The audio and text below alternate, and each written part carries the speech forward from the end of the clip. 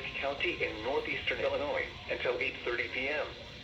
At 7:38 p.m., a severe thunderstorm was located over Gurnee, moving east at 25 miles per hour. Hazard, 60 miles per hour wind gusts and quarter-size hail. Source, radar indicated. Impact, hail damage to vehicles is expected. Expect wind damage to roofs, siding, and trees. Locations impacted include Waukegan, North Chicago, Gurnee, Mundelein, Zion, Grays Lake, Libertyville, Antioch, Lindenhurst, Beach Park, Gages Lake, Park City, Winthrop Harbor, Lake Bluff, Grandwood Park, Green Oaks, Wadsworth, Venetian Village, Third Lake, Old Mill Creek, and Russell. For your protection, move to an interior room on the lowest floor of a building.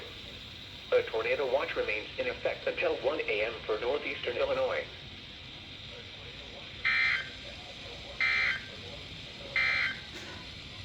This is NOAA's Weather Radio.